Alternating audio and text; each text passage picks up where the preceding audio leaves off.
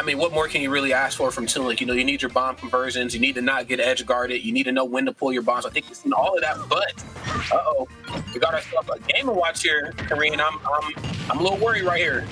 We actually have a decent amount of game watchers that go to locals in SoCal. So yeah. I'm assuming Marvelous Marco. I don't know how experienced exactly he is, but he definitely at least has some for sure, just from sheer tournament. And I mean, we talked about swords. Obviously, Link's not going to have the biggest sword. You know, I mean, he's not out here like Cloud with the Buster Sword or anything. But it is a sword nonetheless. So we'll see how the shield pressure comes into Connor, because that is, like I said, probably the biggest thing you have to have on the successful game is how you shield pressure that sword. Oh, okay. Wow. Up air goes to the ledge to learn something new. I mean, I know like a lot of character stuff goes to the ledge, like VGB's up air does, depending on the stage or whatever. But I didn't know that. You know, we were just talking about like how short and stuffy Toon Link's sword is, and just wasn't expecting that. So great stuff, great coverage as well. Marvelous, definitely living up to the name here. Oh, the forward air is able to get the kill. Connor with such a clutch forward air. Wow. And I mean, Marvelous was very. I wouldn't say he wasn't at kill percent, but you didn't expect his stock to get taken, you know, in that moment. So no, not at all. Fairly early stock. Get off and get another up air. That seems to be his thing. Back throw definitely going to do it. I don't care what the percent is. Yeah, I was going to say, if that back throw didn't kill, I have a question. The Toon Link Discord would be very upset. I know that needed the KO. Very great stuff right here. And keeping it close as well. Game & Watch is one of those characters, again, we talked about him earlier, just, you know, you're never really fighting Game & Watch. You know, you're kind of just dealing with them. And if you're playing against an experienced Game & Watch, you're going to be in for the long run as well, too. So it's probably best to just kind of keep it slow.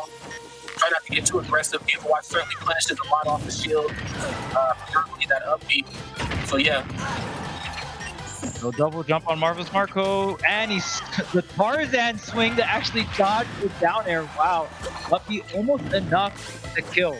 And that's why I think Toon Link Nashville is a fairly strong stage, just because you get those up kills like pretty early to the side platform. Okay, again, but he said, hey, watch this. No, look at this over here, actually. Yeah, that was really, really nice. We saw Marvelous Marco get the first stock. And that, using the grab, he almost got that second stock with the up B, but I like how he... Okay, I was going to say, I was like, no way is he dead, but maybe just like two towards the stage, or maybe a great DI in, to make sure he doesn't get set off stage from down there. Yeah, that was just almost it right there. Now, you were saying that you guys have a couple Game & Watch out, so like that Marco definitely tangled with. Yes, for sure. Okay, and I could definitely tell too, because you know he went for that downer, and then instead of like shielding like how most people would, he went for downer and that plank with his up smash. Now immediately went for forward tilt. Anybody else who wasn't experienced with Game & Watches would have just held shield because they knew it wasn't your turn to attack. And the fact exactly. that forward tilt came out immediately means that he knows his match. Yes. There's actually a good amount of Game & Watches in SoCal, so. I mean, like, obviously, like, Meister doesn't live there, but there, you know, like, Game & Watch is just, it can be rough because it's not a very popular character in most regions. But there's a handful of, like, very good Game & Watches in SoCal that go to local tournaments, so you're getting, like, the offline practice and all that stuff, so. Yeah. I'm not too sure how much Marvelous Marco particularly grinds with the other Game & Watches, but like I said, he had to at least have some experience just playing them in tournament, because like no matter what, you know what I mean, eventually you're going to run into some of these people in tournaments. So. Most definitely. I know the SoCal is just one of those really, really big regions that like, I remember when I showed up for Civil War, and I know like, I remember Falcon Punch Fridays were still a thing, and Yep. And they still might be. I don't know if they or still are or whatever before everything happened in the world, but there were people who like would go to that, you know, and I stayed actually for, you know, the weeklies and stuff after, and they're like, yeah, I've never played this dude before. And I'm like, really? Like, you guys have weeklies almost every day of the week. Y'all have never played each other? It's like, nah, man. Like, you know, like there's just, it's so big out here that, you know, there's players who have never met other players. I met a dude by the name of, God, what was this? I think his name was Machampion. I don't think he still plays anymore, but he was like, yeah, I don't even go to the weeklies. Like, I just play online, man. I'm like, okay. Like, we talk about like how separated tri-state is sometimes just between New York and New Jersey or whatever, but depending on how you look at SoCal, man, the same could be said for them as well. Oh, there's a bunch of like sub-regions in SoCal.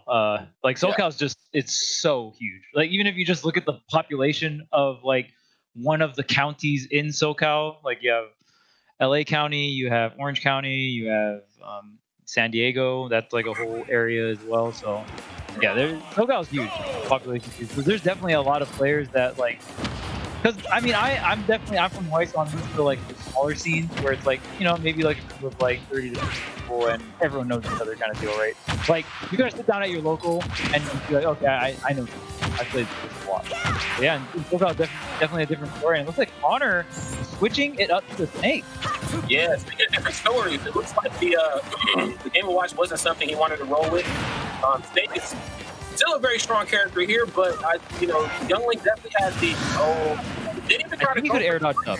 Yeah, didn't go for the freestyle back to the ledge. That was different. Yeah, not sure why he didn't go for the air dodge up. He can definitely air dodge after the cypher. So, I mean, at the end of the day, Marvelous Marco will go ahead and take that straight to the bank there. That is a whole extra stock, and Snake stocks are very devastating. This character is pretty insane. Oh, yes, very good. I think that's what he's going to elect to do here, just to deal with grenade gameplay. You figure you see Snake with it in his hand. He's probably going to use it as like a get-off-me tool. Though I don't know how much more he should be using it here since he's in the deficit. You usually see that a percent and stocks a little bit more even. But good option right there for Marvelous Marco to actually just grab Snake and throw him up just to get rid of the grenade. Bye. My what a setup.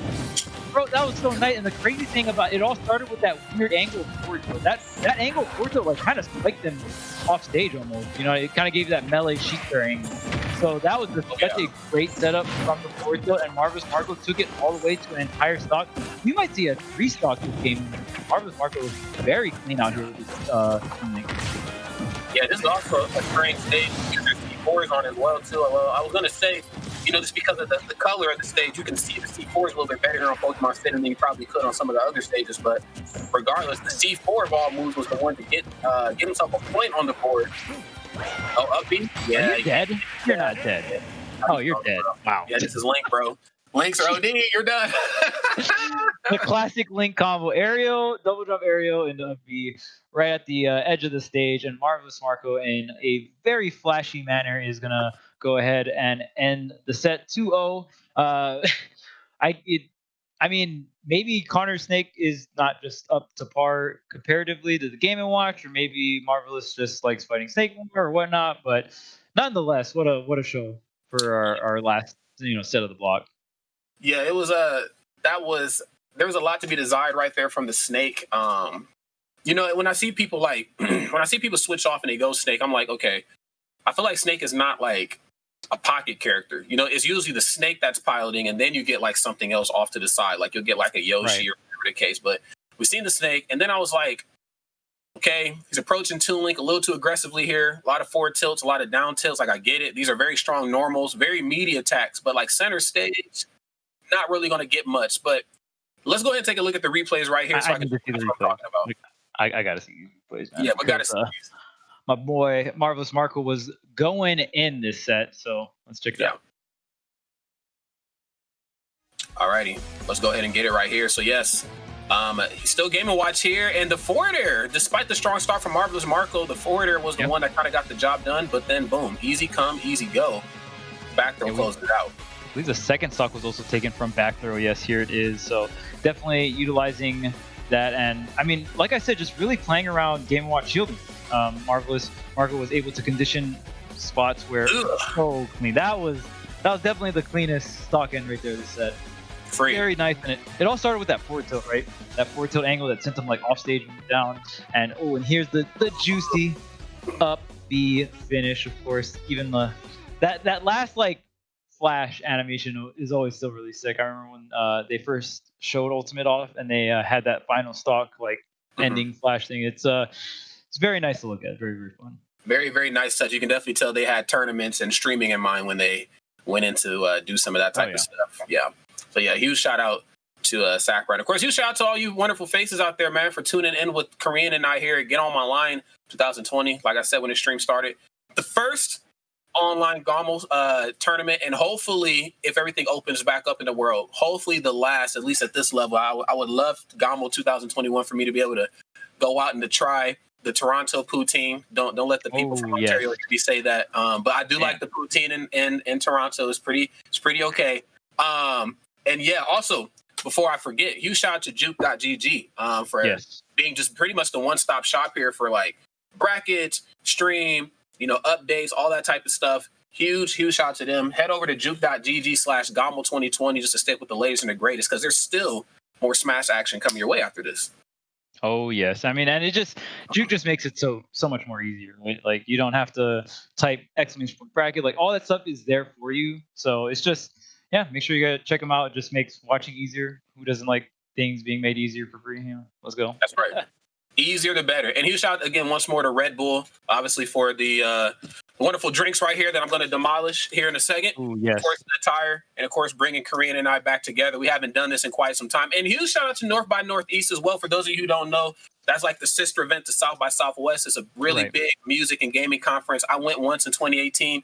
Been trying to come back ever since, but with everything going on in the world, of course, we won't be able to make that happen this year. But hopefully next year, though, we can definitely kick it and do what we need to do out there. Oh, yes. So I guess that'll be it for